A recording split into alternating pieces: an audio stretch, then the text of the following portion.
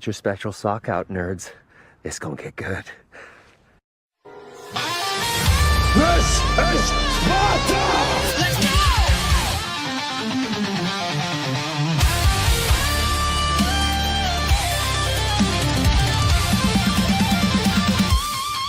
Let's go!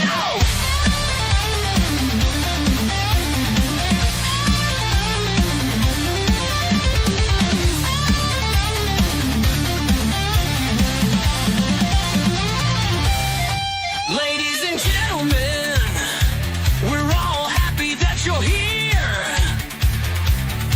and that you're not too hungover after drinking whiskey and lots of beer. Let's get this week started with our Sunday Loser Show. We'll discuss some current news that everyone needs to know.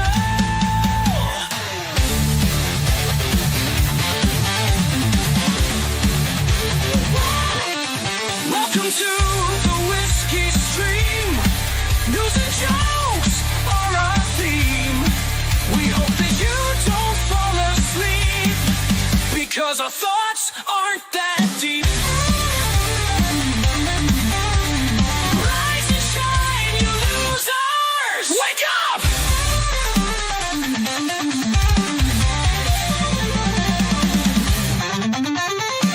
Our host is named Blue Collar. Every week he drinks way too much. He's always broke. It's really sad. His life is a mess. It's pretty bad. He's such a loser!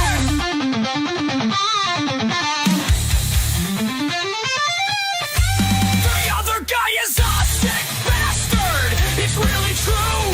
Hailing from England with a sick point of view. He'll stab a homeless guy in a rage so extreme. Or set a vagrant on fire as he laughs and claims he's a real sick fuck.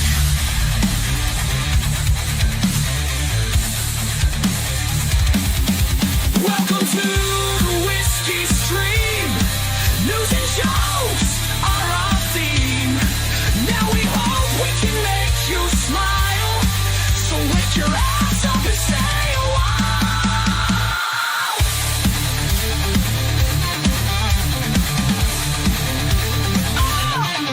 Rise and shine, you losers. Wake up. Welcome to the Whiskey Show. Let's get the show started. Fuck yeah.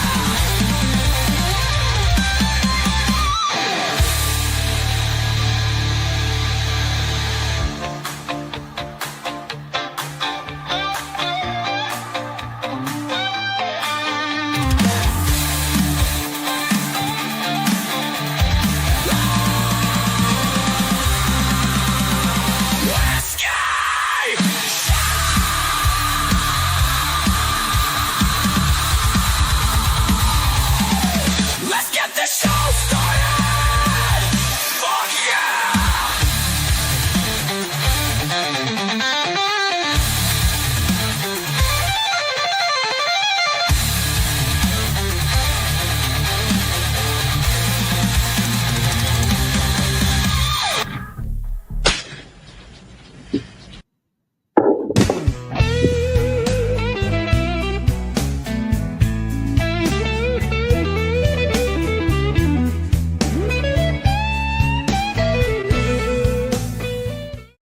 Oh God! So you're here, finally? Yes, I am here. And hello, you beautiful bastards, and welcome to our Christ. so-called show. Better man. Best music biopic I've seen in a hot minute. Nice. You know, the funny part is that eventually Luke, because it was I wouldn't say a big deal, but the whole Monkey with Robbie Williams there and Drinker, everybody talked about it.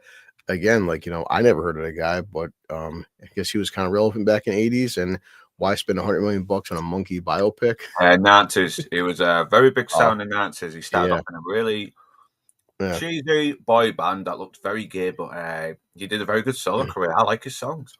Yeah, I mean, again, just like, I think the biggest problem was like, I couldn't ask a single person. I think my mother may have known one of his songs, but I mean, no one. I'm in my 40s. No one my generation, and I mean, I'm sure my kids' generation. It's like if you're gonna blow $100 million, don't do it on a guy that was popular in England back in the Mm. '90s. It's a weird situation, but yeah. So Enzo said, "Talk about better, man."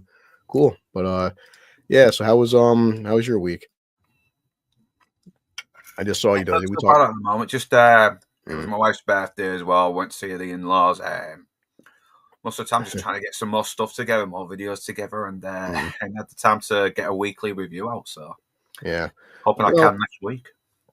we'll talk about plenty of stuff because there's plenty of stuff in the world of news. In fact, I pulled up too many articles, but hey, it's a good thing. But yeah, as as many people predicted, you always got the four people on Earth defending this bullshit. But look, Captain No America, one cares about them. No Brave, one cares about Brave them. New World has earned $7 million at the domestic box office. But it's the point of like, listen, every film has drop offs. It's going to happen. Everyone knows that. But the biggest thing is 82% drop off. And of course, you get that one person like, oh well, who's ever counting domestic opening day? And like, oh boy, No, here come the haters thinking they've won. Like, no, it's just well, guy fucking stupid.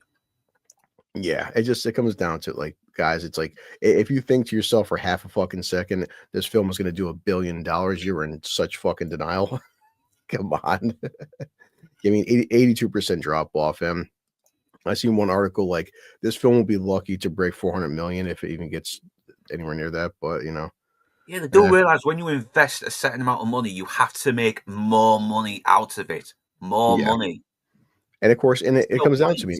Enzo knows this. Anybody when they say like, okay, for argument's sake, we know it's bullshit because Disney likes fuck with the numbers. It happens actually. It's funny when some people say, "Oh, why would they lie about the numbers?" A bunch of reasons. Most because it's embarrassing. Like they're not going to flat admit they spent 300 million, 400 million on this shit. But okay, just I'll play devil's advocate. Say it even did cost 182. Make it that's the whole like. Well, the budget wasn't 180. Okay, that's just the budget, motherfucker. You still have to promote this shit. you I know know, you got to think of who else you pay, who you need to pay, the people who made it, the fucking cinema distributors, the people who did the Exactly, marketing, yeah. and you got to have some money left for yourself as well, and Yeah. hopefully to invest in more. I mean, they don't Yes, understand what the fuck is going on. It's like these stockbrokers have they've invested in money thinking, hey, this could be a good money maker, but they have no understanding of the very thing they've just put their fucking money in. yeah. Just pissing about with it. It said even if the 180 was true, we'll just call it a fucking guy's 180. Call it an even 200. 200. You have to make at least three times that, which would be 600, just to fucking break even of like not even losing a penny. And the whole point of films is to make money, So it's 600 million just to like not lose money, and we'll say 800 million. And yeah, like I said, the problem is people never talk about, oh well, it grows 500 million. That's what theaters are. It's making in the theaters. You think that they're pushing back 100% of the profits, son? That's not how it works out. The theaters need their cuts Wow. too. They got to pay their fucking employees. The whole like, oh, what made 500 million? Well, if it made 500 million, Disney's not seeing that 500 million. You stupid fuck. Like, wow. I know. I mean, if I'm investing in something and there's people there who claim they can make more money off my investment, then I'm putting my trust in these fucking people. Yeah. But if they're doing shit like this, Here's a you've got, success. you've got to cut them off because they are Yeah. they are fucking hemorrhaging money. Oh, of course. I Hemorrhaging. mean, like you want to hear success. Deadpool 1 cost $50 million to make it. It did like what, 800 million? That's a success. Or like like you say, Endgame did 2.5 billion or some shit like that. That's a success. We can keep going on and on. But like this film is an 82% drop off, and everyone knows us now. It's with digital and Vudu and Apple iTunes, things like that. This will be on fucking Disney Plus within like 2 weeks. I mean, with that kind of drop off. And Yeah, they should have done that because making a profit out of this with the amount of fucking money they've put into it, the marketing, the reshoots, everything. I mean, it was just it's climbing up fucking Mount Everest. It was. It was like climbing up Mount Everest. yeah, it was The the one guy. altitude is already getting to you before you reach the top, before you even reach the fucking middle. Yeah, what's funny? No, not really. It's like 82% means they know they won, Junior. I'll let you like there, buddy. Not really. That's only the domestic box office, which is even half the money game. Look at the other cat movies. Yeah, the other cat movies. Civil War, worldwide, son, 1.1 billion. Winter Soldier, 700 million total worldwide. This is not even fucking cracking 300 yet. It's just, boy, it's gonna be funny as hell to see the overall box office. But yeah, look at the Chad right there. Here you go. I love I agree. hate wins. Oh, you exaggerated sort of. Agree to disagree. I thought it was awesome. Yeah, dude. You couldn't pay me a goddamn like whatever bottle of Jack Daniels to fucking watch that horse shit again. Fuck it. Yeah, it's like these people have only seen one fucking film of their life. Christ, man. It's like fuck out here. But hey, don't pull a Sammy and scroll live on air. Yeah, really. I mean, see, the difference between me and Sammy is like, I'm monetized. Stream. You gotta be careful. We're not monetized. Yeah. But yeah, so any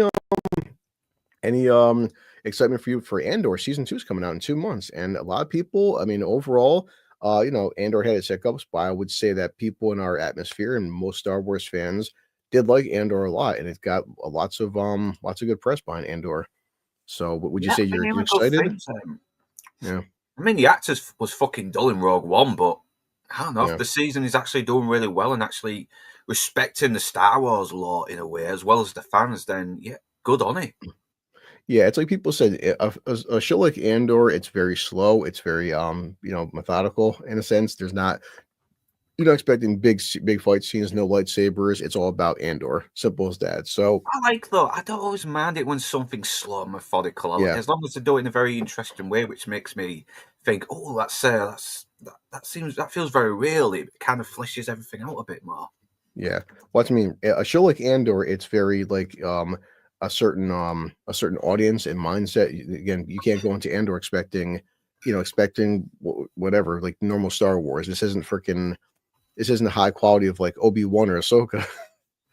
But like I'm looking at Rotten Tomato. I mean, Rotten Tomato, and I know people always say it's whatever. It's a weird barometer, but still, I mean, it's got a 96% critics, but 87% audience score. But overall, people did like Andor, but just like Skeleton Crew, I don't know anybody who dislikes Skeleton Crew. It's just that Disney have fucked up their own brand at this point by doing this stupid shit by just being Disney. But Andor, even people who weren't a big fan of Disney Star Wars, Andor's got overall good willpower with the fans. And hey, you know what? I mean, why not?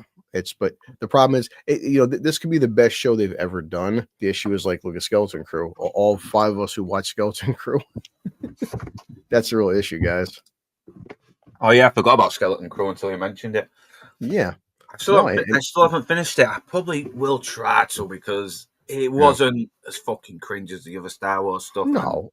It was a cute, like I said, it's, if my son was still like 8 years old, it was a Saturday morning and I had weekends off work. Saturday morning, wake up, get some breakfast and sit down with some coffee, and just like, it's a Saturday morning kid show. And that's all it is. It's not supposed to be heavy, but the production value was pretty good. And it is, just don't take it too seriously. I think Skeleton Crew was a fine little show. And even like guys like, talking to like Little Platoon, Drinker, Muller, everybody, they all liked it. And I think the overall fans did like it. I mean, but nobody, 10 people watched it. That's the thing. It's like, it doesn't matter. And at this point, Star Wars is, you just pissed off your fucking fan base too bad, son. That shows just how far they've fallen. I mean, you have a show that's actually got some cuteness to it, some charm. Yeah. And no one cares, because you've fucking done them in.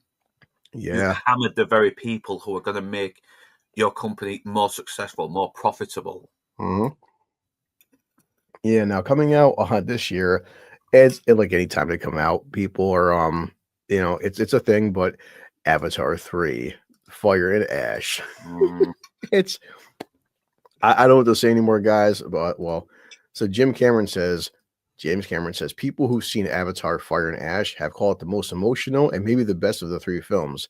It's pretty heart-wrenching in a good way. And yes, I'd hope so. The first two were both 3 hours of shallow storytelling hidden beyond visual spectacle. I felt no emotional investment in any of the characters. I've not seen the second one, and I have no interest in seeing the second one. If there comes an opportunity where I may have to talk about the Avatar sequel, I will watch it. I will try and give it a go. I mean, I admit it because I didn't see Avatar 1 in theaters because I was in prison.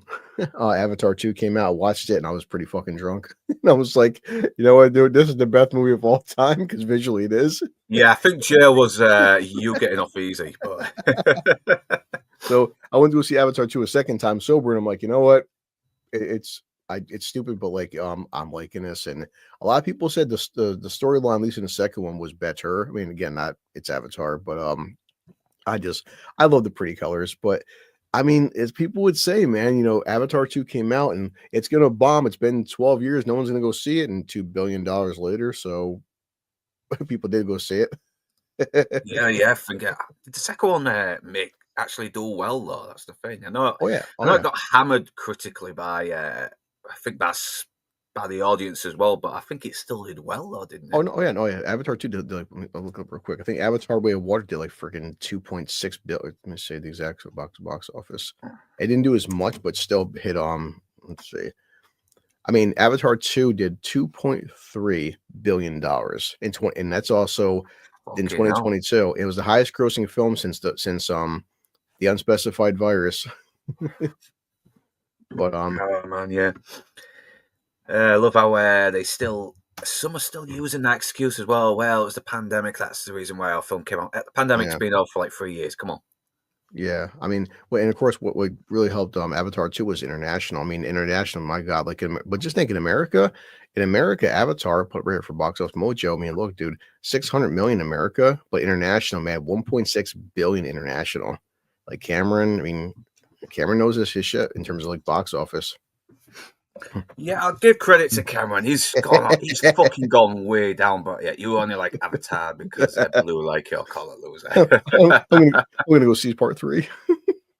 Well, it's always said my funny big Al when he watched this, he's like, dude, he got his he bought his house, right? He got his 100-inch TV, and he goes, Chris, I don't need a 100-inch TV, but did I want a 100-inch TV? Yes. Why'd you get it for? Because it's 100-inch TV. The first thing he popped on was Avatar. I'm like, you sick bastard. He's like, it's but it's a 100-inch TV. He's like, it's so beautiful. And I'm like, he watches Avatar once a year, and I'm like, yeah, it's a 3-hour fucking screensaver that happens to have a plot and some characters. It's like the fact he's like, the first film on his 100-inch TV was watching Avatar, and I'm like, God bless you, bro. I mean, I just said, you know, people, you know, listen, love what you love, hate what you hate, man. Because there's people out there that said, there's people out there who fucking like Captain America 4. So what do I know? But then I didn't like Barbie, and Barbie did $1 billion. So I mean, yeah, I mean, they were smart with their marketing, all right? Because it seems the marketing in the other companies, they seem to go out their way to actually announce how fucking woke they are, and then bash everyone who calls them out on it, which is. But I think Inside Man is right about this. It is mostly just about getting engagements, you know, enrage people, you know, get the engagements. It doesn't matter if it's negative or positive. Yeah. So I think especially for Avatar 2, like even people that didn't like the first one, they're giving Avatar 2 higher credits because of, you know, Jake's a good father, he's got his sons. But for me, again, the first time I was freaking drunk, but like when the son was dying, and the way he looked at Jake, so he's like, Dad, I want to go home. And fucking, he's holding his son dying in his arms, and I'm just like, oh God. I'm sitting with my teenager. I'm like, buddy, I love you. Yeah, I think that was the one aspect that people did like, that we were seeing an actual loving, competent, strong father figure. That's what it was, because we're so used to Star Wars and Marvel just shitting on the fucking the nuclear family, and also shitting on strong male characters. Where Jake was actually making mistakes. He was fucking up. Like he wasn't getting everything right the first time. I mean, it's not. Yeah, it's a Barry Bolton storyline, but it's the bar set so fucking low where it's like, oh my God, wow, look, a mother, father, and a good family, a strong dad. You know, forgetting, I said, just showing stakes where actually one of the kids got killed, especially when Zoe Saldana's character flipped the fuck out. It's like she wasn't married Sue. That's a pissed off mom. You just killed her kid, and she's just the way she's just like impaling these guys and fucking mowing through the soldiers, and it's like, but yeah, it's Avatar. Yeah, actually, no, man, Zoe Saldana is a fucking strong female character, but she's just got this attitude about her a little bit as well from what I've seen of her. But I did like Lioness. People are slagging that show off, but I don't know. I didn't see no fucking girl boss. I actually saw something that was a bit realistic. Maybe a couple of moments where there was some girl bossing, but I thought it seemed to be on the fucking mark.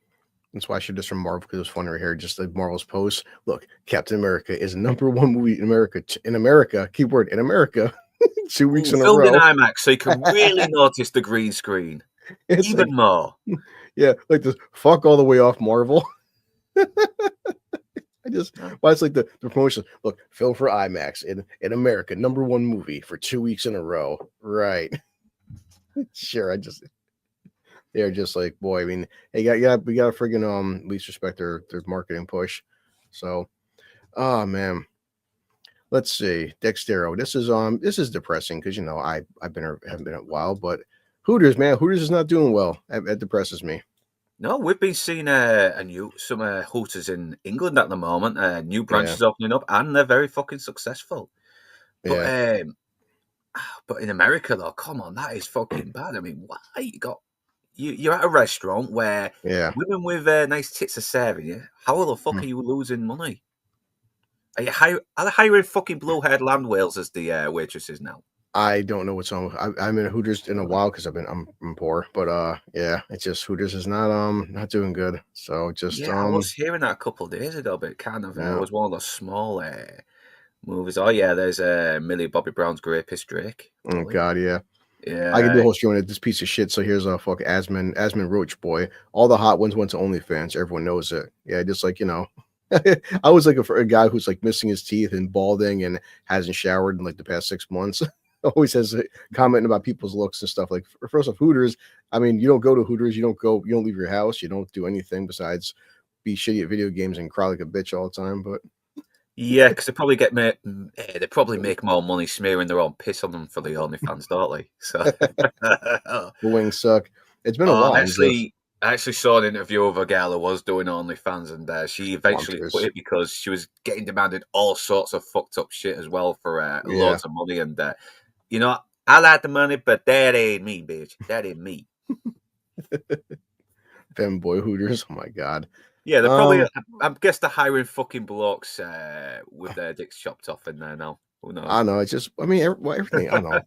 I hope I'm wrong. I hope I'm wrong. Please, someone corrects me on this. I mean, Enzo said the wings suck, but the food is, it's edible. It's just a regular. You go there, you go to see hot chicks that you're never gonna fuck. I mean, it's a PG strip club. That's all it really is. I mean, yeah, I mean, they don't exactly get the tits out, do they? They're just very attractive women serving you and making you feel very welcome. And that's it. That's what men like.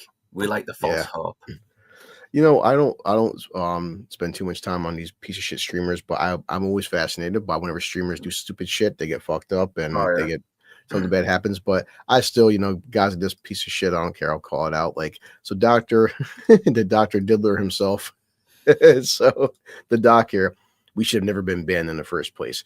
Dr. Disrespect is asking Twitch to unban his channel. Well, I mean, I guess you have to be careful what you say on YouTube now, but actually it's public knowledge now that the reason he was going from Twitch is because, I guess there's allegedly, I'm not sure, but based on all the knowledge and stuff that Twitch banned this guy. And of course he, took some time off, had to reflect and stuff and recoup himself and spend time with his wife that he was cheating on repeatedly.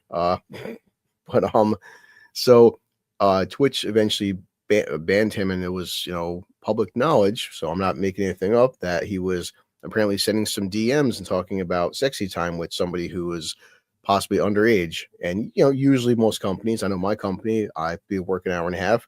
If I was at my job and I was, talking to people through social media that were underage about sexy stuff, my company may fire me, as would most people. So that's probably how that happens there, son. So, people like, oh, he never should have been banned in the first place. I'm like, no. And this is the problem we have with fandom. And I joked, but not joked, that Taylor Swift and her Swiftie fans, people get this cult-like status where Taylor Swift can just she can do anything, but because she makes songs you like, she's immune to persecution and things like that. So, but the bottom line is Twitch, they banned your sorry ass for a reason.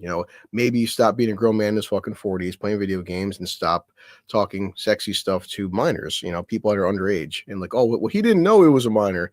Again, if you're a grown man, you're married, why you DMing somebody? But yeah, it's just funny where I can tell you, man, whether I had 5 subscribers, 5,000, 5 million subscribers, I'm not going to be DMing random people on the fuck internet who I don't know who they are. And on top of, I've already cheated on my wife repeatedly and shit. But yeah. Don't feel bad for this fucking It's like these excuse people bag. don't have much common sense, and this is coming from someone who doesn't have much common sense. Mhm. It's Yeah. So it's of course, but I want to be back on Twitch. Didn't you go to Rumble? Didn't you sign this exclusive Rumble deal? Aren't you making hundreds of millions of dollars or some bullshit on Rumble? Apparently fucking not, because this is what happens whenever these dirtbags say get banned on fucking Twitch. Oh, fuck Twitch, I'll go to Rumble. Okay. Then you go to fucking Rumble, you're not making the money you used to make, which is a lot of money for sitting at home playing video games all day. And now it's like, please Twitch, take me fucking back. Like, no, Twitch doesn't need you, doesn't want you. And I don't even fucking like Twitch, but it's and once Twitch bans you, I'll make a YouTube channel. And then once YouTube gets, it's funny when somebody loses their clout, they'll just keep hopping from platform to platform to platform until they find something. But you still have a built-in fan base because your fans are fucking morons. But either way, it's like, if Twitch is so shitty, I shouldn't have been banned. I need to come back. Yeah. You could always, reportedly, dude, you're worth millions of dollars. Maybe go get an actual job, but you won't. I don't even think they know to work a fucking actual job.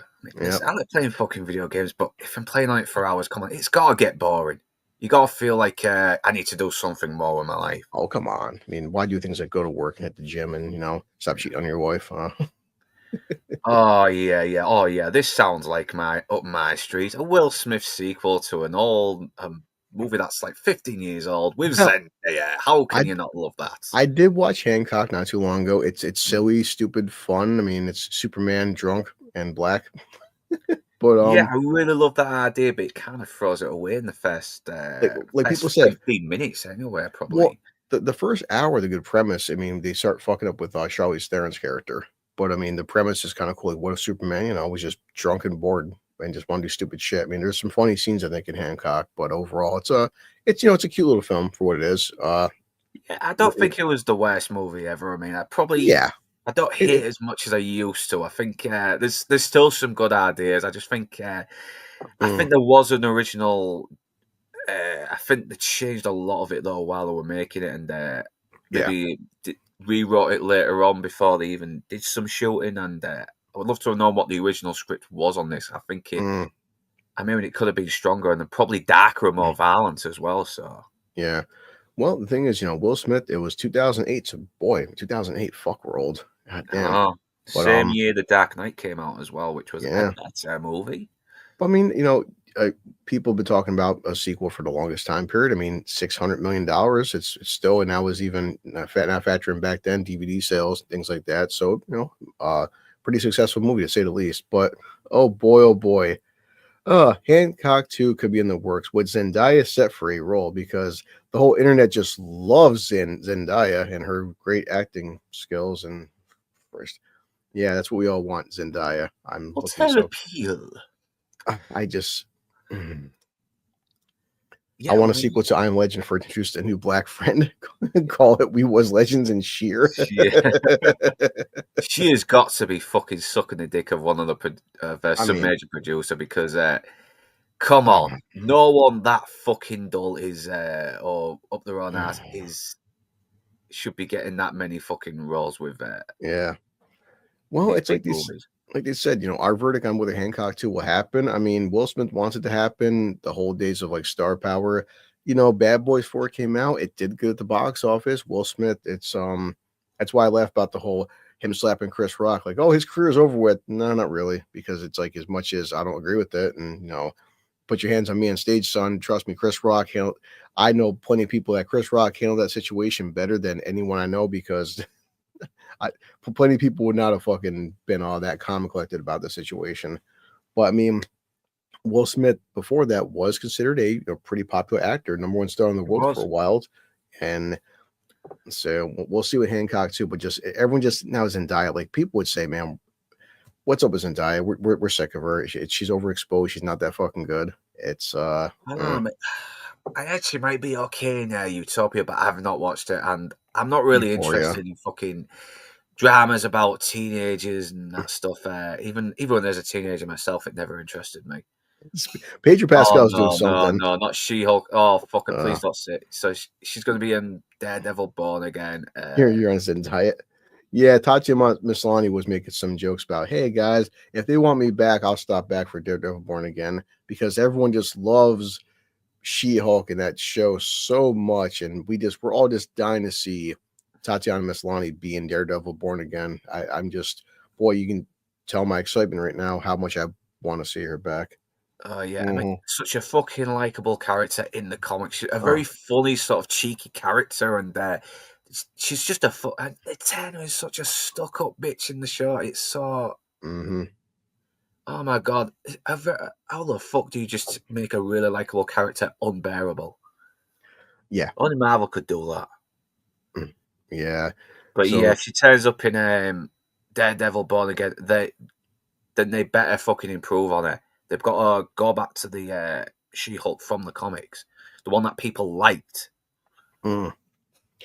Yeah, it's that bullshit Abomination. But she was asked, would I be in Born Again? I mean, absolutely. He was so great. Of course you would, because it's a fucking paycheck. Come on. He was so fun, like a really fun person to play with. And I think what he did so well was take a character that exists in a different tone and totally adapt him for this new tone, while still maintaining the integrity of the character, which is actually very funny then to see him collide with this sort of goofier world. And again, the premise of like, this is Born Again should be following the tone of the Daredevil Netflix show, one of the best shows ever made. And this tone is a way different tone than your bullshit, awful She-Hulk show. So it wouldn't match at all. It's the premise. So yeah, I do hope Born Again is good. I've not seen series 3 of Daredevil because I don't know if you have to watch Iron Fist season 2 and the Punisher season 2 to get what's happening. And honestly, I can't be asked with Iron Fist. Punisher 2 is nowhere near as good as the first series. So I don't know. Part is, to Gord, Red She-Hulk, I did read the entire saga. Red She-Hulk could work, actually, and it could be a good show. But see, She-Hulk could have been a good show, could have worked, and we've seen what happened. In fact, Red Hulk is a great character that could have been done well, and we've seen what we got. So it's Christ. But Red She-Hulk is actually in the comics, and I read her entire 50 issue saga. It was pretty good. But I read the whole Red Hulk saga, which was pretty fucking good. And boy. Christ. Yep. So what her comments mean for Daredevil Born Again? I mean, the bottom line is just stay the fuck away from it. Nobody cares. And on top of that, that mustard suit was just like, I get it's comic accurate in a sense, but it just looked awful. And also, yeah, there's something about that really sort of like dark, really sort of washed out red that made him look so intimidating. Yeah. Because it almost looks like it had color, but it could also blend into the background as well.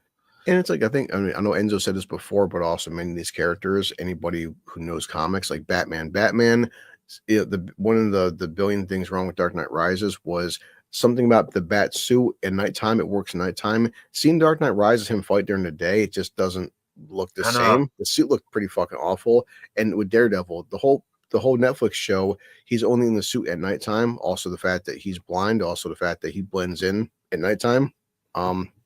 The suit just doesn't work as good during the daytime. That mustard yellow suit during the daytime with the whole walk of shame, it just looked terrible. It just does. Walk of shame with the whole fucking it's stupid. Like stupid. Superman. Superman works in the daytime. He's Superman. It's out of Daredevil, Batman. Certain characters shouldn't come out at night.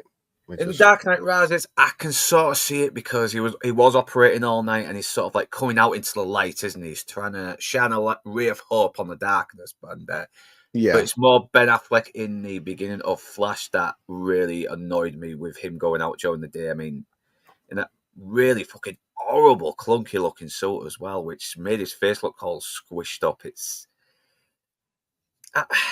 Batman is better during the night. That's the whole thing. He's a creature of the night. He blends into the shadows for his costume to look more effective. Yeah, definitely. That's how it goes. So yeah, she can just fuck off. But yes, I've been waiting for this for the longest time period. A lot of people have. So Keanu is still working on Constantine too. Why it's been taking so long? I mean, it's not Keanu, and he said this for the past decade that his favorite role, I mean, according to him, was Constantine. I think it did pretty decent at the box office. He's been wanting to come back. They're still working on it. I mean, it was said last year it's been confirmed, but they're still. I don't know why. Again, studios are what they are. DC. Why this hasn't been out already? I mean, Keanu's still pretty good after the John Wick films and playing Shadow in Sonic 3. What's taking so fucking long? But okay. Yeah, I liked the first Constantine. I mean, all right, him and Rachel Weisz didn't have much chemistry, but I love the Yeah. brooding atmosphere. I liked Keanu Reeves in it. His acting wasn't the best, but it's right for this No. character. It's right for this very sullen, brooding character. I mean, Yeah. and yeah, it's not exactly full on comic accurate because in the original comics, he's a blonde scouser from England. Mm. But Yeah. I still enjoyed it. I still enjoyed the trippy fucking visuals. You got Peter Stormare as the devil, and it's. I mean, I love it. people to this day talk about the best devil scenes or entrances, and Peter Stormare's in the film for 5 minutes, but when he makes entrance, holy shit! Like, Yeah, he's so over the top, but he's fun to watch. yeah. It's like, he is mine. Yeah, like Lou, but I love Stormare. I love Stormare. oh yeah, definitely. But it's been 20 years. It's like, geez, guys, come Wow. on. Yeah, they've been talking about it, and they're trying to get it, and it's just all right. Come on, And guys. I think I've just found my film to do a Halloween review on this October. Yeah, I mean, again, Right, it seems right for it. Yeah, Constantine. I definitely wouldn't mind doing a rewatch. I said it's a cute little film. It's not the best by any means, but I enjoy it for what it is. Yeah. What do you think of the show anyway on Amazon? I thought it was okay. The guy is more accurate to the character in the comics. He definitely is. He is I think he's a Welshman in real life, but he does play a Liverpudlian. And he is a Liverpudlian. He is blonde. He's not Welsh. That was my mistake. And he does look the part, and he gets the part down real right. And it's kind of a shame that we didn't get a second series, but we'd have got a couple of animated movies with Constantine now, which is and he kept voicing. Yeah, he voiced him for about 3 or 4 of the animated movies and stuff. And I mean, he does a great job of voicing as well. So the comics are fucking good, mate. If you want some really good trippy shit to really make you freak out if you're high on fucking acid, then it's you'll get it. You'll get it. It's a really good haunting comic. You'll love it. Yeah. Very gruesome as well. Yeah. So I mean, Constantine is exactly Constantine 2. Take my money, god damn it. Yeah. I know, because it got really badly fucking panned, but people I know saw it, really fucking loved it. And no, it's it. Such a shame. Enzo, I'm in the same agreement. So it's like, it's not everyone's favorite, but I mean, I think people just like it. It's some films are just fun to watch. It's all it is. It's not the highest of comic book films, but it's enjoyable. That's all. Yeah, the singer from Bush. It was kind of like The Exorcist meets Dirty Harry. It was pretty cool. So and at the end too, remember, as he's going to heaven, he's just like this to God. Next year, next year he grabs him. He's like, all right, motherfucker. He's like, here, Satan's like, you will be mine. So I'm gonna rip out your fucking cancer, you piece of shit. It's like, that whole fucking sequence. But even Shia LaBeouf was kind of okay in it as well. People tend to forget Shia's in that movie, man. That was early Shia LaBeouf. Yeah. I know there was a lot of hate on Shia LaBeouf after he started getting big. I know he did that plagiarism thing and he had an ego, but I still thought he was a really good actor. A lot he of could it be was very him. fucking likable and charming when he needed to be. Yeah. So no matter what, I'm still looking forward to Daredevil Born Again. I'm just, again, fingers crossed. I mean, it's probably stupid, it's probably stupid blind optimism, but right here, the suit, man. I mean, again, goddamn, here's a gif of bam. The suit that looks cool. I want it to be good. Please be good, yeah. It's like I'm gonna have to really catch up on Daredevil season 3 then, because I don't want to look. And I'm hoping they redeem the fucking Kingpin. I really hope they don't. Oh yeah, after what that shit they pulled with Echo, with him crying because his backstory is so tragic, and fuck you, Echo, fuck you. That wasn't canon.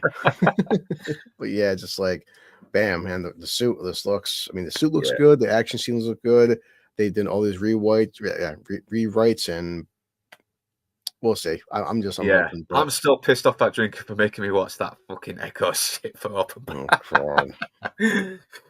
Oh boy!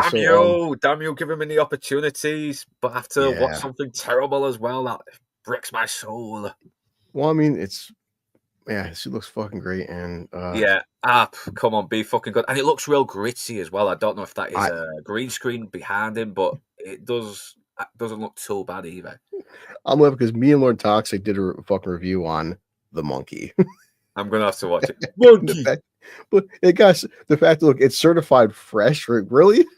77% and 73%. And I flat out admitted that, guys, I may have been drunk watching this movie. But even Jeremy John said, he goes, this movie is alcohol required, and Toxic's like, it's one of the worst movies of the fucking I've ever seen in the year.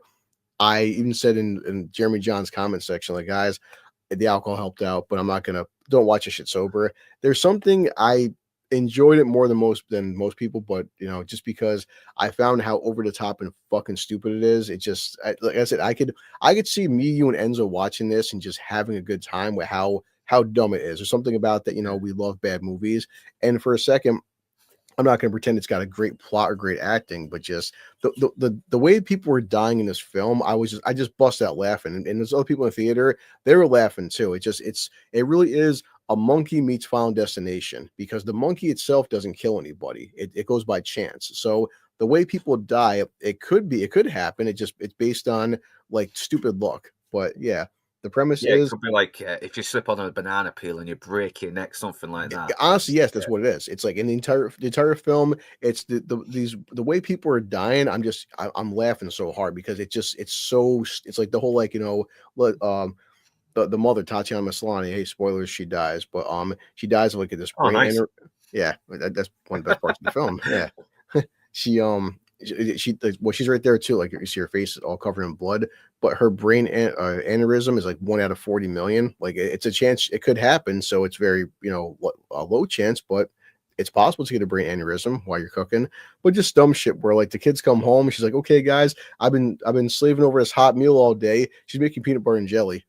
She's like, I'm making peanut butter and jelly sandwiches. She got the jar of peanut butter. She's mixing it really thoroughly and stuff. Okay. And then she's only in the film for like 10 minutes, but it's just, her acting is so cheesy, and I could just see the right people. I really could see watch parties having fun with how fucking stupid this film is. It's dumb. It's a low bar, but I mean, yeah, it's going to have, I think it may have some cult status to it.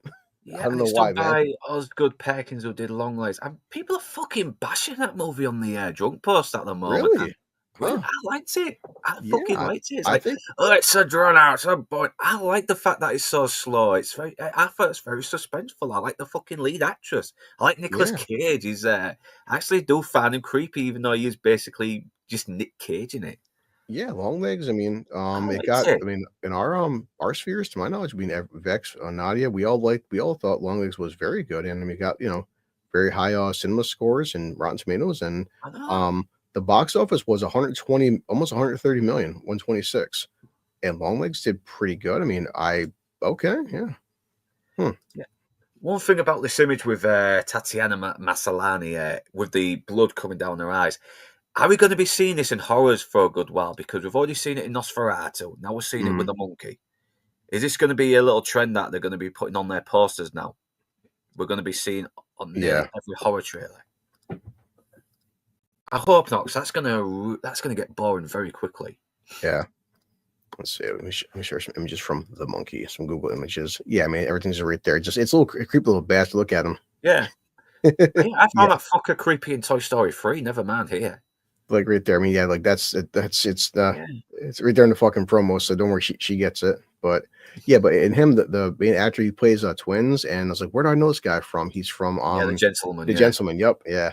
And yeah, I just said especially because the guys like our friend Enzo watches these stupid bad Dark Side movies and rewatches, and I just, something about this film, I was like, I told Wesley, it could be the alcohol talking, man, but like, I don't know, it's just like we all love. I really am curious to see like Nadia, Vex, and Gore, people like that, their take on the monkey, because I can really see people saying this is stupid, I can't watch it, but I could just see fun with just how every time someone gets killed, I just bust out laughing. The way people are dying in this movie, I'm like one part, right? There's a guy with he's holding up in another guy in the back of a car, and he's got a gun, and the friggin' monkey gets twisted at the back of its little wind-up doll there, her fucking key, and as he does that, he starts doing the drums, right? So this gun goes off, and the gun misses a guy. It goes through the windshield, and it hits a fucking beehive, and the bees all fly out of the beehive right through the fucking bullet hole. Not the bees. and the way the fuck it's all CGI, but the fucking bees, they fly through the bullet hole into the guy's mouth. It's just, I'm like, what the fuck? It's just like, yeah, the deaths are just, oh my god. God, so Yeah. it's done by the same guy who did Longlegs, which is a very suspenseful, atmospheric, mysterious, supernatural horror with some really Yeah. genuinely creepy moments, and then you get bees, Oh, yeah. CGI bees flying through a bullet hole mouth. Okay, what the hell? What? Yes, I mean, Christ. It ends as Angel mentioned Trilogy of Terror. You know what just came out? I just seen the trailer for today actually was now guys we're getting the whole the Mickey Mouse stuff and the public domain. I seen the Uh, fucking the pop look at the I Popeye saw it. trailer. I The saw it. Popeye. I What can't the I, fuck? see, I'm scared. See, I'm scared of fucking if YouTube nails me for the Popeye trailer. Let me see. Popeye movie. Well, the cat. They probably will, but they shouldn't do because it's fucking public domain. Yes, just YouTube like there you look at his God, Popeye. man. Look at that. Yeah, and he's fucking cracking people's skulls in with his bare hands. I mean, damn, man. Popeye's Revenge. Prepare for a sea of blood. Yeah, so he uses that fucking anchor to rip someone's fucking head off. You Oh, know, man. look at his This is fucking going to be stupid, but look at his forearms. It's like yeah, he apparently, is he is what Enzo he has seen is. it and he says it wasn't bad. It wasn't Really? terrible. Anyway, I'm oh is my it, why god. is it out? Oh my god. So when's us I might have to ask Enzo, where the hell how did you see this? I mean, because I didn't know it was out yet. So I just saw the trailer today. So I'm like, oh sure, this morning. Like, all right, but yeah, it looks it is what it is. It's the whole the they're supposed to be making some stupid Avengers. Oh, it is out. Oh, we gotta talk about that later on your dork side because I'm after seeing this trailer, I'm like, you know what, yeah, this could be another one that was like, oh, the Seven Seas meets, yeah. See, if Yeah, they have, this is what we should be watching on fucking Nielsen ratings this Tuesday. I mean, I will. I mean, if there's a theatrical release, I will go support this because the trailer looks so over the top and ridiculous. I'm like, man, hey, Jesus Christ, man, freaking. yeah, it's very English, but God, these actors are very monotone. It's like, oh my God, I think Popeye's out here. Oh my God, we got to run. I don't Yo, like it. Look I at think that there's something pipe. in the water. Look at the pipe. Oh, Cockney man, Cockney My mate. God, yeah, Yeah, hot they chicks. sound like fucking Christopher Guest in Spinal Yeah. Tap. It's like, please go back to 11. Oh my God. Yeah, yeah. Popeye Sailor Moon crossover. Popeye the Sailor Moon. Sailor Moon is Belly Um, Eagle. She'll kill yeah. you with a bare hand. I would definitely talk to Enzo about that 'cause now I'm really curious. But okay, so our buddy boy Fez Alvarez, whatever his name is. Okay, so Alien Romulus was a movie. Definitely had some mixed reactions to say the least. I wasn't the biggest fan, and after guys like Nia did a rewatch on it, it's oh boy, there's so much wrong with that movie. But of course he's not done. But he says Alien Romulus director says he would approach an Alien versus Predator film by keeping the xenomorph a secret. Okay. Yeah, you think you're watching a Predator movie and then they land in some place and there are creatures and fucking answers xenomorph. Yeah, Yeah. well, you're practically giving away the twist then before it's even fucking made. Thank you, mate. Thank you. Yeah. So we're gonna call it Predator 5, and I know where a xenomorph pops in. It's gonna be kind of a weird marketing move. Like, so it's Alien versus Predator, but we're not gonna call it Alien versus Predator. I mean, I guess. I mean, it's like it would be a good plot twist because we've been talking about it for a while, like what killed not killed it, but like for Thor Ragnarok, showing the Hulk and all the trailers was stupid. I would have like actually liked to see Hulk, not be in it, and definitely trailers have been ruining stuff ahead of time. But what's the marketing for like a new Predator film? That's Alien versus Predator, but we're not going to let people know there's about xenomorphs. So what's it, word of mouth? Hey guys, I saw a new shitty Predator film at the last half hour. A xenomorph popped in. Like, I'm not sure that's going to work. Okay, dude. Yeah, I mean, it would have been a really cool twist as well, where you get an ordinary Predator film, and we do see like xenomorphs. But I think that would have been a really good ending that introduces us to Alien versus Predator. I mean, because look at Predator 2. I mean, we saw the skull of a xenomorph hidden in the background. You had to really look out for it, didn't you? That was pretty cool, and I think a lot of people slag off Alien versus Predator because it's a little bit safer in terms of the violence, but I still enjoyed it. It's a dumb fucking movie that's kind of non-canonical anyway, so it doesn't really bother me that much. maybe Alien versus Predator 2 was terrible though. Oh yeah, I saw that Alien vs Predator Requiem or Spectrum or oh Christ, that was one of the dumbest films of all time. And my sister, she's just like my sister Jamie has she likes horror films, but she has a very soft spot for kids, as many do. There's one stupid scene you're not going to care where they're in a fucking hospital, and one woman she's about to give birth. A fucking alien jumps on her face, and it fucking impregnates her.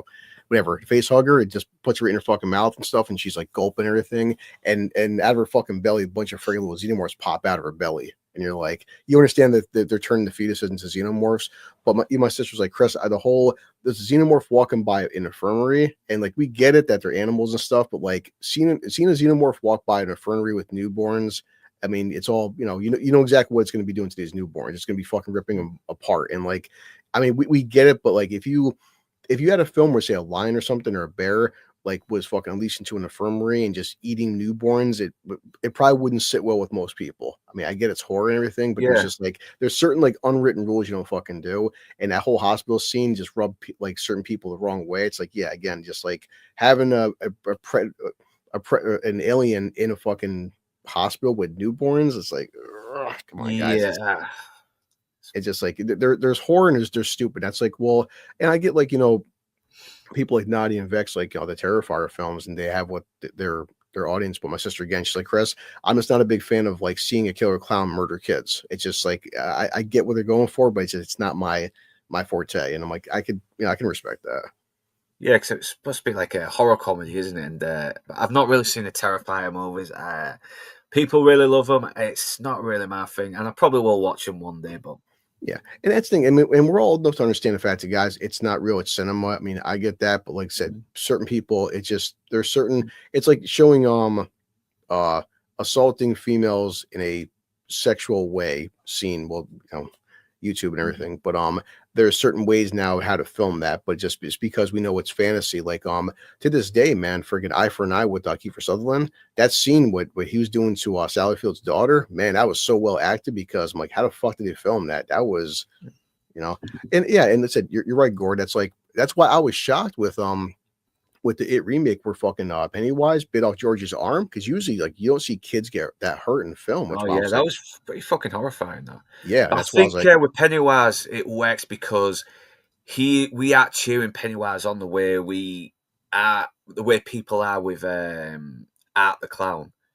Yeah, Pennywise, he is kind of the antagonist, while Art the Clown is the character that people seem to love, even though he's like a total psychotic killer who has this fucking gleeful smile with when he inflicts these acts of violence on people. But Pennywise, you are cheering the kids on to take this clown down. You want these kids to make it out. Yeah.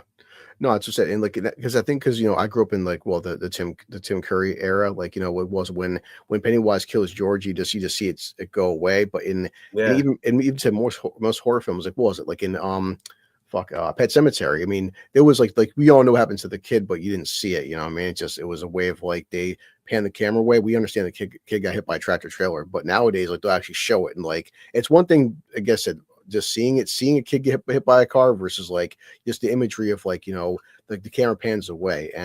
But horror films have been doing a lot more like hurting children. And again, I mean, I know it's fantasy, but certain people just erupts them the wrong way. It's a shock as well. It's a sort of shock because we kind of don't need a little bit of shock in horrors. We need to sort of like really put ourselves in some kind of discomfort. But some people have their limits. Some people can sort of handle a bit more. It just depends on the type of person you are.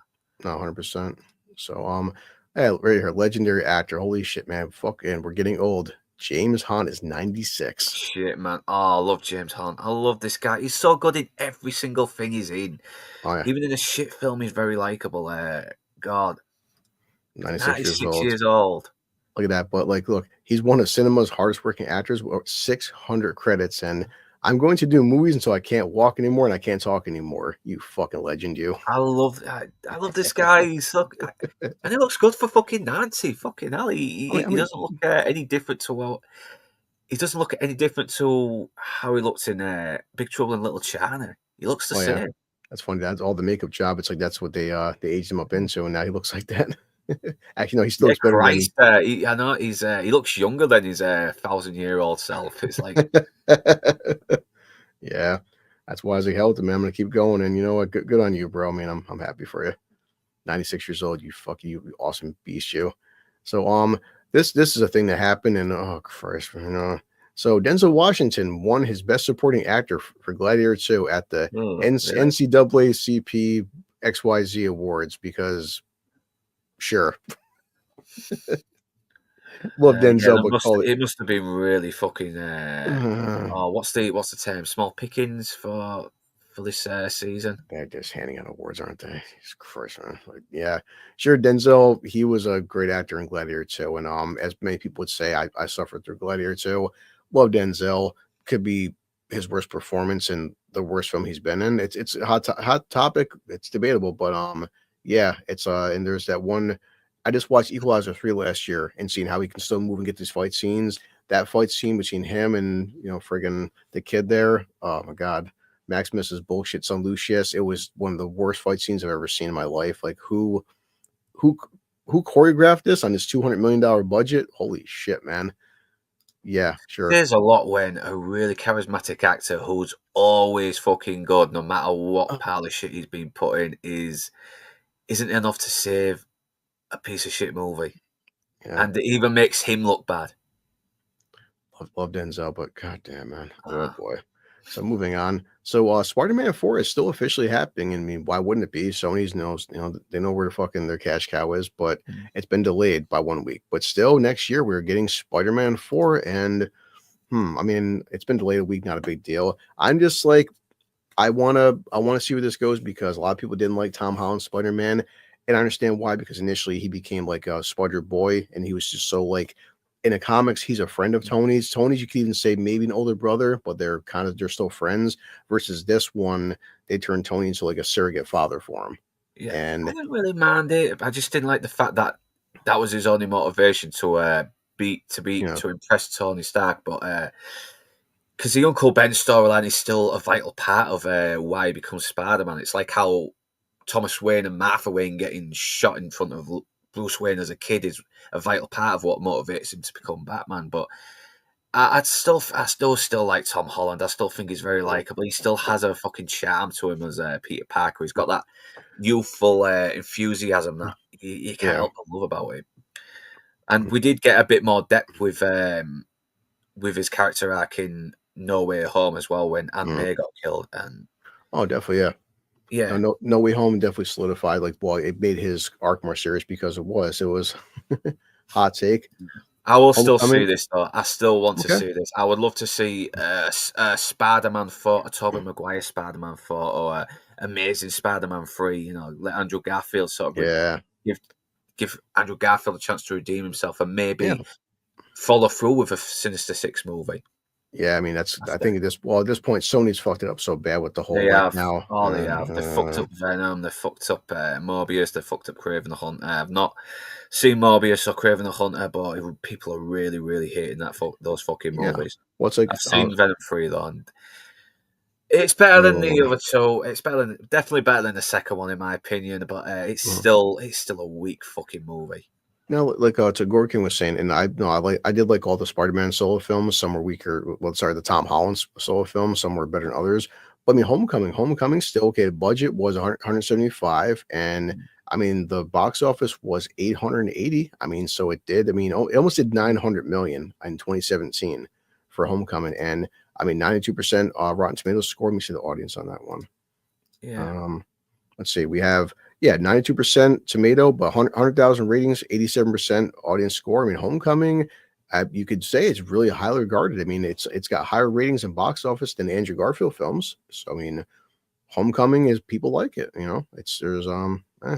Enjoyed it. It was a safe movie. It wasn't anything totally great, but I think a lot of fans have argued that but Spider-Man usually is a bit more of the smaller scale superheroes. He's the friendly neighborhood Spider-Man, and I kind of get that. Just wish they hadn't really taken away his Uncle Ben motivation as a motivation to why he wants to be Spider-Man, because we could have still had that without a repeat of the Amazing Spider-Man or the first Spider-Man movie.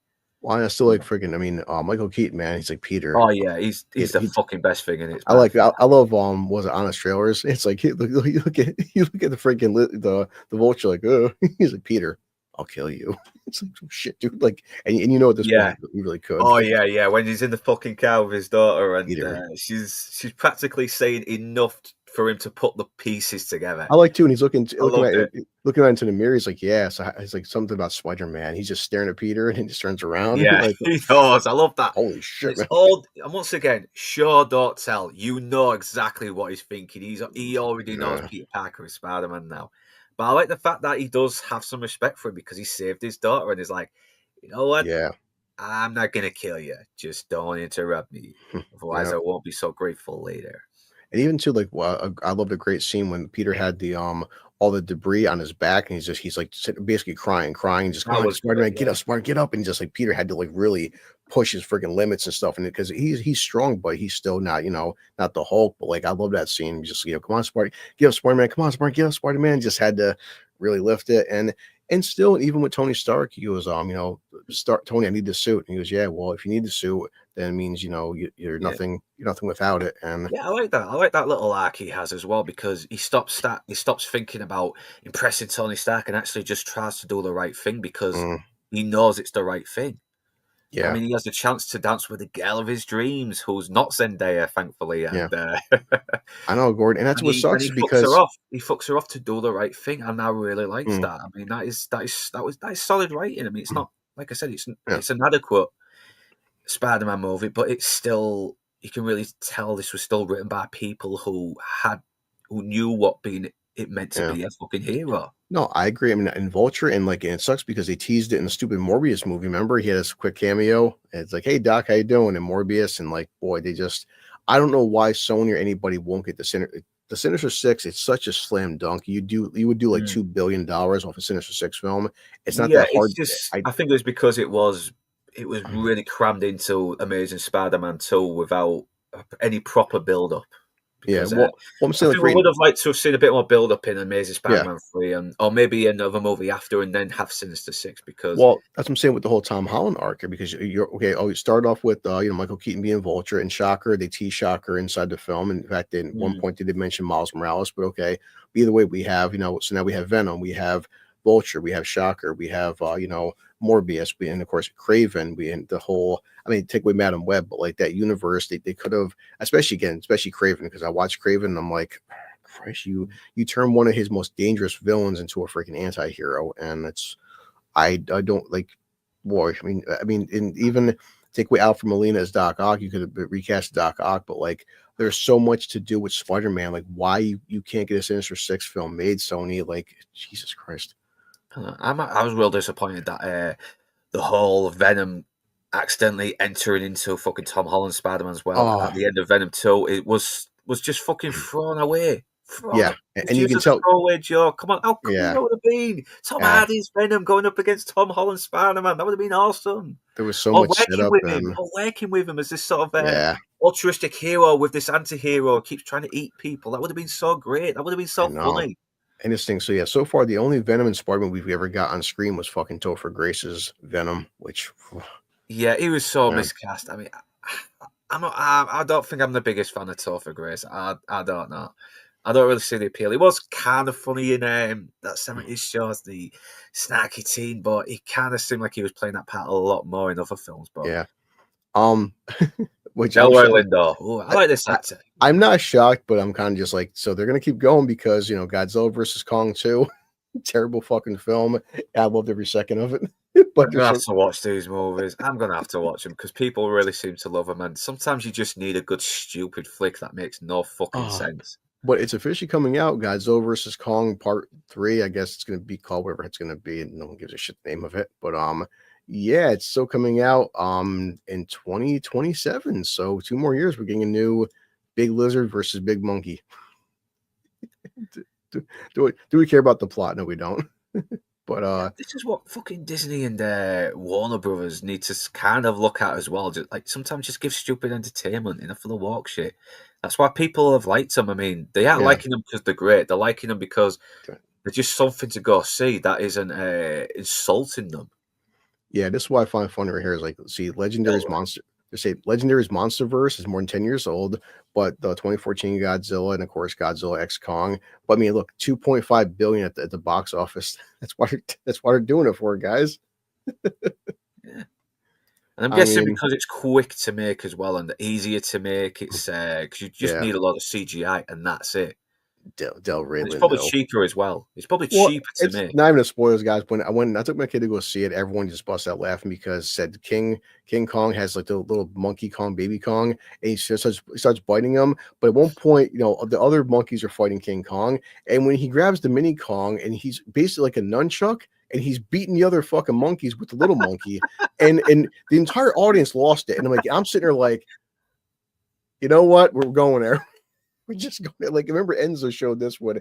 It was leaked footage, but didn't come true. At one point they showed Godzilla air diving with two axes, and like that would have been so much more epic to see this. But at one point when Godzilla swan dives off a mountain and lands into the water, and you're like, the physics make no sense. This movie, Jesus Christ! But I mean, like I said, for me the part when they're fighting inside, they're fighting in the desert. When Godzilla's fighting Kong, at one point Godzilla grabs King Kong and almost does like a fucking jackknife from WWE, like Goldberg, and picks up King Kong and suplexes King Kong into a pyramid. And I'm like, oh god, this is retarded. Like I'm loving it so much. Yeah, they know what they're fucking doing here. They know their Yeah. audience. So yeah, No. big respect to them. It's like definitely no. It's another franchise where it's like if we got some alcohol and stuff, we sat back and you mean Enzo and like Satoxi Gord and just sat there and watched this shit like, you know, like yeah, the one guy King Kong, he's got a bad tooth, so they rip out his tooth and they give him an adamantium tooth, and because why not?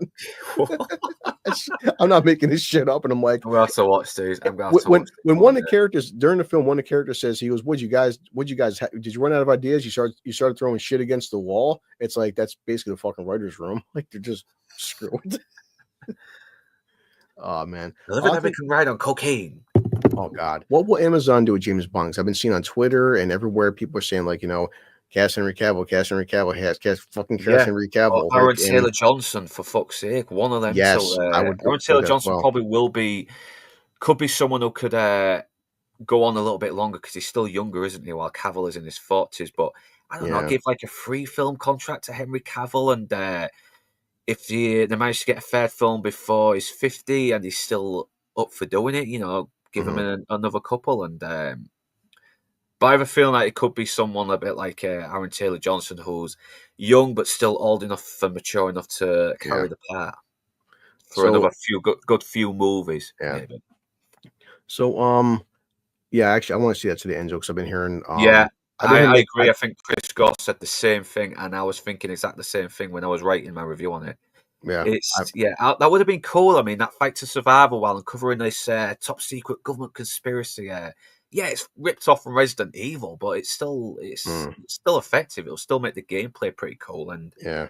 we could still have Miles Teller and Anya Taylor-Joy CGI doing the voice work as well, and it would have been fucking cool. Yeah, so I'm trying to look up. So I want to see how much they spent for it. Like, didn't some shit like 60 billion or some crazy number? Let's say James Bond deal.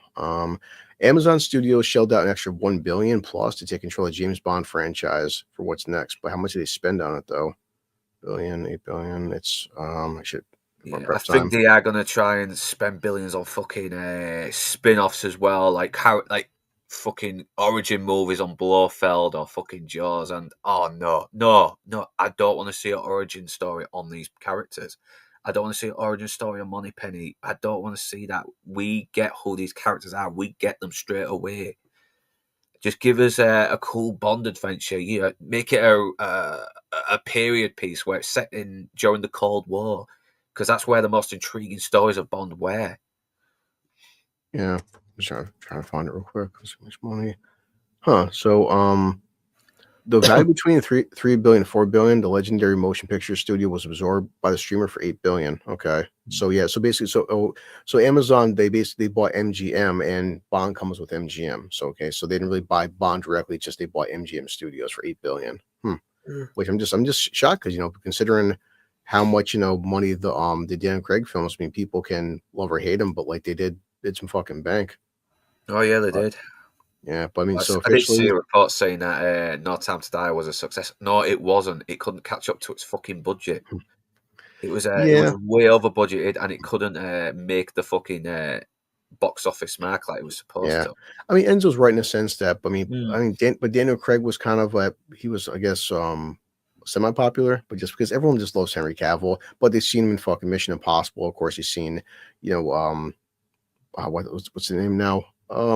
Shit, the one spy thriller he was in. Wow. Oh yeah, Man from Uncle. Man from Uncle, how good he was, and old James Bond. You know, the funny part is people have said that too, and I think he may have said something along the lines of like, why not just, why not fuck it, guys? You know, if he wants to do it, I'll Take watch the it. idea from the fifth Bond you were going to give to Pierce Brosnan and rewrite it a little bit to that suits his age as well. Yeah, Because I know he wanted to come back to do one more to make up for Die Another Day, something that was more back to basics, a bit more darker and grittier. And yet Barbara Broccoli made the stupid choice of just fucking saying, "No, we'll leave that alone." Cast Jack Black, call it No Time to Die. It. yeah. Cast a black trans woman called No Time to DEI. Mm-hmm. Do that. Yeah. Or DEI right, buddy. Another Day. Unfortunately, I have to get ready for my wonderful job. And let's see, you are going to be on Lance's stream later, and you're talking about the finale for The Shield. Yeah, the season 2 finale, and a little breakdown of our thoughts on the season overall. And yeah, I'm really liking the second series. I think it's better than the first. And I will go into that more on Lance's stream, which is about 8 o'clock UK time today. Yeah, and of course, Enzo's doing his Dork Side tonight, and tomorrow, actually, those guys for Cannoli will be talking about Breaking Dawn Part 2. They're so excited to see how the Twilight fucking films are going to end. Anything this year for me coming, or this week coming out? Let's see, movie wise. Let's see, movies for February. What's coming out this week? Because I'm curious. Let's see. I mean, yeah. So besides, because Mickey 17 is in March. Yeah, 2 weeks. But I will definitely put that on my watch list for reviewing because it does look very interesting, and I don't want to just jump into the old fucking MCU woke shit like every other is doing. Even though I like these reviewers, I want to try and look for something that's not getting too much attention. But maybe Mickey 17 might though. Yeah. All right. Oh yeah, I forgot. I have an outro. I keep forgetting I have an outro. I used to have an outro. Yeah, so I need to get one done for people like to dance, especially the Jim Carrey Robotnik dance. It never gets old. Oh yeah. So definitely we'll see Gord and Enzo on for tomorrow Breaking Dawn, and hopefully maybe something good will happen this week. I'm not sure, but also we have to cover Jack Reacher, but we'll talk about that next week. So here we go. Yeah, look forward to that.